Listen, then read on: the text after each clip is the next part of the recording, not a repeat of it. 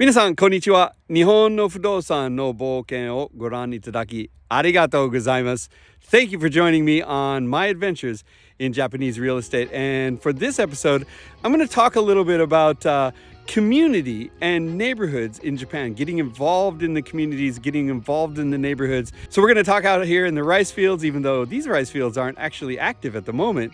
But we'll talk a little bit about what community and what neighborhoods mean in Japan.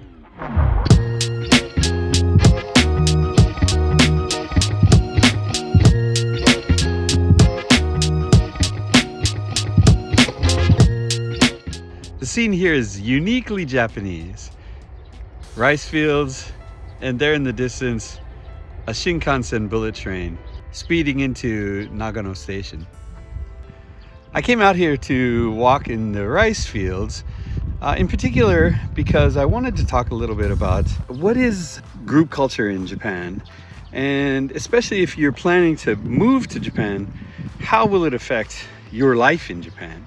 And I think this is a really important question. A lot of people have actually asked about this, not only on the YouTube channel, but just in general. People who have interest in Japan, who know that I've lived here for a long time, have asked me, what is life in Japan like? And a lot of it has to do with this idea of the group culture. But people will say, Japan is an island country, and as a result, everybody sort of takes care of each other. Is it because it's an island country? I don't know. I don't think so. I read somewhere actually that it has more to do with water rights. And, I don't remember who it was. Maybe it was Jared Diamond said, water rights have been, one of the hugest influences in the development of cultures around the world, because water is more valuable than gold. We need water to make these rice fields, and rice fields in particular require a lot of water, obviously. And so the Japanese culture has relied heavily on water, and in order to get water down to the rice fields, you really do have to have a group of people. You can't rely on one person. One person can't dig all the ditches to get the water down to their fields.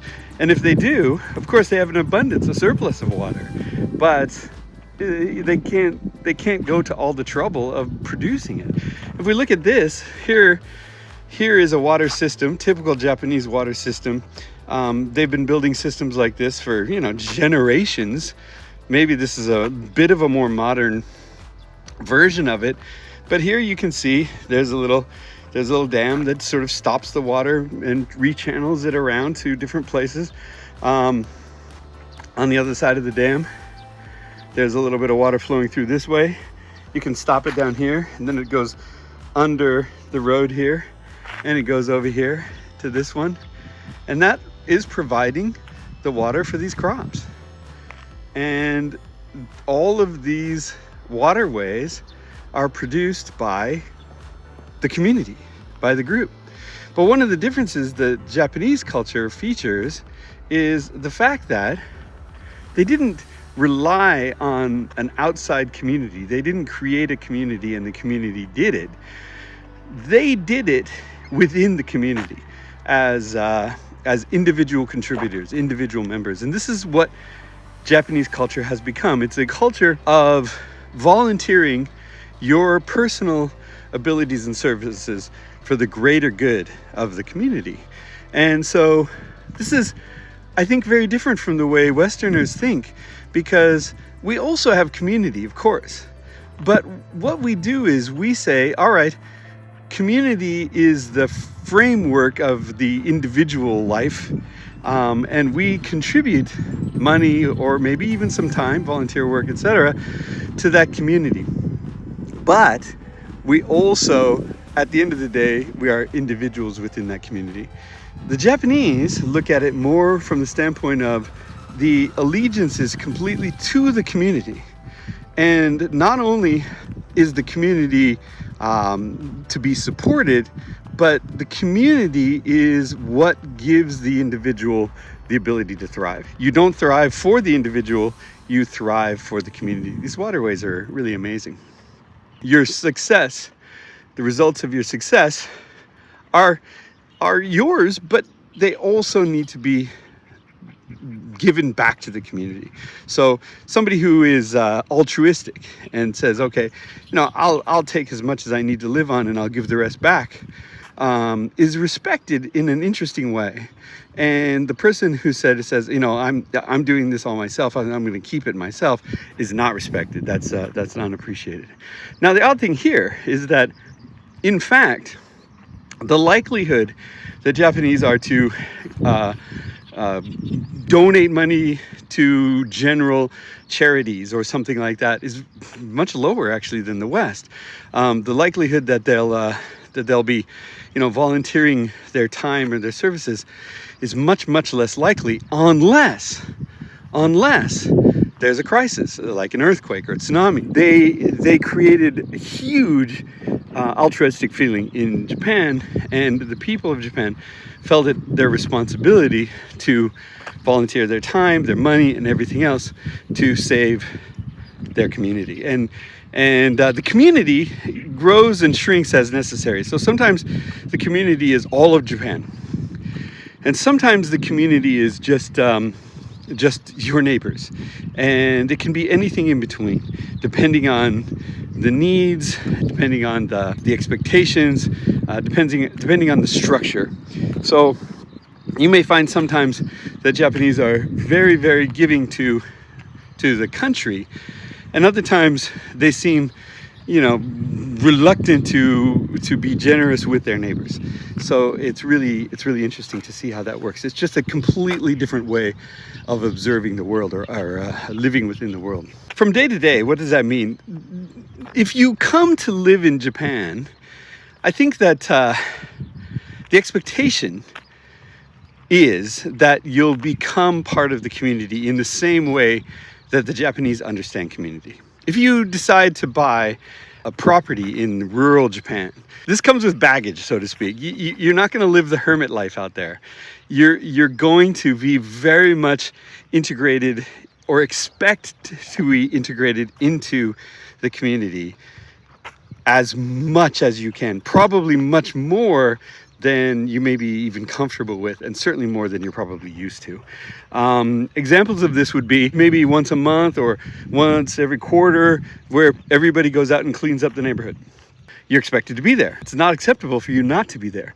You have to join the community development team, I guess you could say. There are various types of neighborhood associations or community development associations that are all grassroots. These are not city run or anything like that. They're all grassroots neighborhood communities that are operating without oversight. They just sort of have this overall agreement that, hey, we're all going to do what's best for all of us.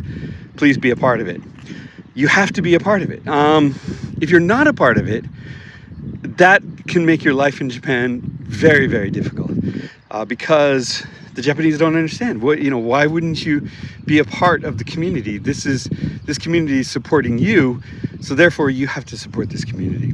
That means that you have to show up for those cleanups. You have to show up for garbage detail. A lot of the communities will sort of take care of their own garbage. You got to go and clean up the garbage buildings and things like that. Not pleasant, but it's not so terrible. But there's expectations of that. You have to volunteer for various jobs and duties and responsibilities that would be expected of you in the neighborhood. And sometimes those responsibilities take a lot of time. Maybe some of you have been involved in like your children's PTA. Some parents get really, really involved, and some parents are less involved. Well, this is certainly true of community groups in Japan too, including PTA.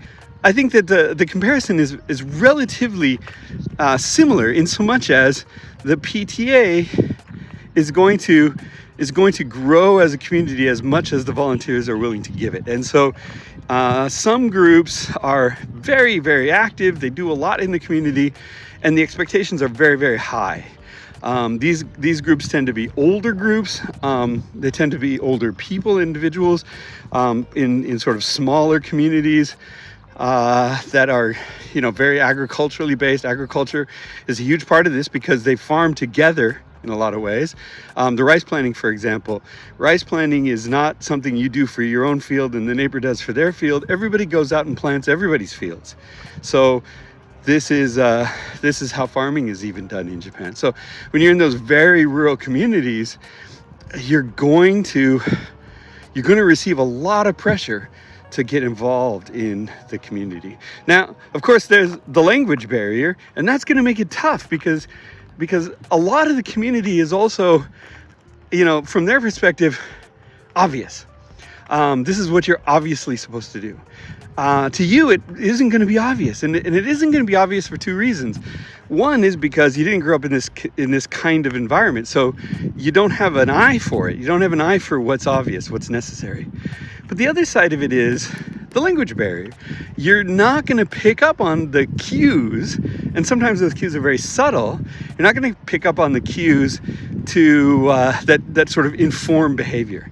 Now, not to make too fine a point of it, Japanese miss this too. It's not like there's some kind of magical thing that every Japanese understands what's going on and every foreigner doesn't. That's not the case. Often the Japanese are also confused, and they don't fully understand the expectations, and they're not fully explained. But the Japanese are comfortable in a world of vagueness too. This is another aspect of Japanese culture, which I hope to get into a bit later.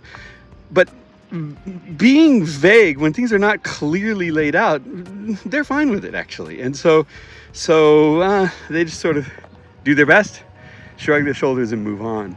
And they hope that the best is good enough. I once was told by a Japanese that in a garden cleaning, I showed up at the garden cleaning. I was looking for somebody to sort of tell me what to do, some kind of foreman. And one of the Japanese who was there said, there's no foreman. And I said, well, what should I do? And he said, just do something. And if we've already done it, we'll tell you. And that's, I think, really expresses sort of Japanese culture in a lot of ways. It's like just do something. Just pick up a rake, do something. Ask a question. It's okay to ask. It's always okay to ask. I think a lot of times in the Western cultures, we kind of feel uncomfortable about asking questions. But sometimes we don't know what questions to ask even. And, that's difficult. But for Japanese, asking questions, it's a bit more acceptable. Looking for advice, looking for consultation is something that's sort of part of Japanese culture in general. And so do that. But this responsibility of becoming part of the community, this responsibility of joining the neighborhood groups and doing what's expected of you, whether it be garbage cleanup day or picking up trash or helping plant the rice or having irrigation day where you have to worry about making sure the irrigation systems are running properly and not clogged up, and a variety of other tasks that you may be asked to do. You have to be ready for that. It's not on your terms, it's on the community's terms. And so in a lot of ways that'll mean, if you've got something else planned, you cancel what you have planned because the community has decided that we're going to do it on this day, and this is the day that it's going to be done. So having that awareness of how much individual contribution is expected in a Japanese community, I think is really, really important to your well-being. And expressing your understanding of that, especially if you're looking for a place in the countryside, especially in the countryside. You can find it in the city too, but especially in the countryside. If you're able to express your understanding that this is a part of life in Japan, that you accept or even embrace that aspect of it, and that you genuinely do, it's going to help you a lot. You're still going to find situations where you're confused, you don't know quite, what to do or how to do it or where to do it. There's still going to be situations where that language barrier is going to get in the way, and there'll be times when, frankly, you're just going to be very frustrated with that aspect of the community. I've been here for 15 years. I still have plenty of instances like that where that community involvement, as valuable as it is, and I get it, I still struggle with understanding it, and sometimes I struggle with being a part of it. And so it's okay to struggle with it, but you can't reject it. You just can't. Your life in Japan will be very, very uncomfortable if you do. And by the same token, if you embrace it and you show your neighbors that you want to be a part of it, and you actively take part in it, the neighbors will support you, and you know, it's amazing the amount of support that you'll get on the other side of it too. So I think that it's important to remember that your attitude is going to be a huge part of it. The amount that you get involved, the amount that they can rely on you, is going to be extremely valuable for your life in Japan. So that's a little bit about that neighborhood association or that community group, or the expectations of the neighbors or the expectations of the communities that you're walking into when you buy a property in Japan. I hope that that this helps make it a little bit clearer, and frankly, I hope that I've expressed to some degree the gravity of this obligation and the gravity of the expectation. So thanks for joining me on Adventures in Japanese Real Estate, and I hope that you'll be able to find a wonderful place in Japan. Remember, if you are looking for a house in Japan, I can help. Actually, we've set up a consultancy. We have a unique situation where we're actually working with a Japanese real estate agent. We have access to unpublished listings, etc., and we're trying to generally just involve a community spirit and develop relationships with communities for the foreigners in Japan. So if you are looking for an experience like this in a place like this, then let me know. Visit my website, hakuba365.com, or just email me at hakuba365.info@gmail.com. Let me know that you're interested.